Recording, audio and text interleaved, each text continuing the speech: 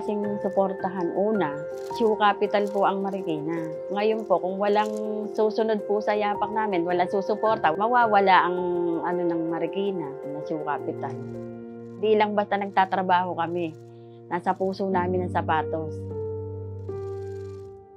Ako si Ruth, shoemaker ng Marikina.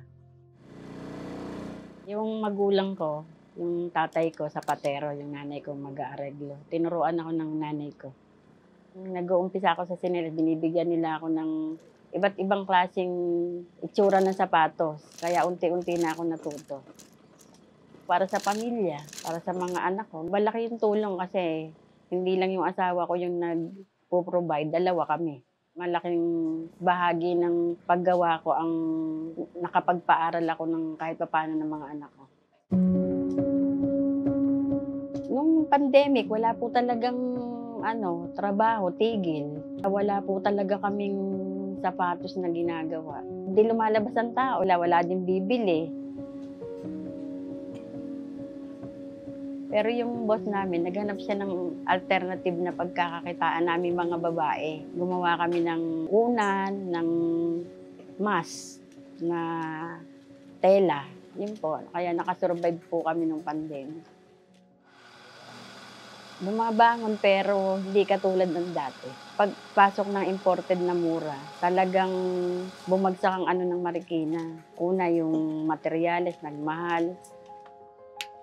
Pero ang ilalaban naman po ng Marikina, yung tibay, saka handmade talaga. Yun ang pinagmamalaki ng Marikina.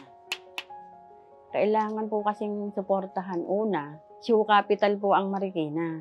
Ngayon po, kung walang susunod po sa yapak namin, walang susuporta, walang susunod sa yapak namin, mawawala ang ng Marikina, mawawala sa ng Shoe Capital. Marami po kasing trabaho ngayon na mas magaan, mas malaki yung kita. Kasi nga, mahina nga yung industrial sapatos. Importante po para sa susunod na henerasyon. Kaya kailangan po sana, suporta po talaga. Para yung mga kabataan, maging lingunin din nila yung pagiging Shoe Capital ng Marikina.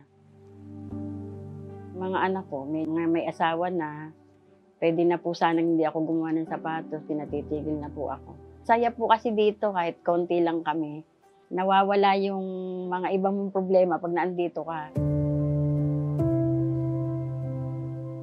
Importante po talaga sa buhay namin ng sapatos. Hindi lang basta nagtatrabaho kami. Nasa puso namin ang sapatos.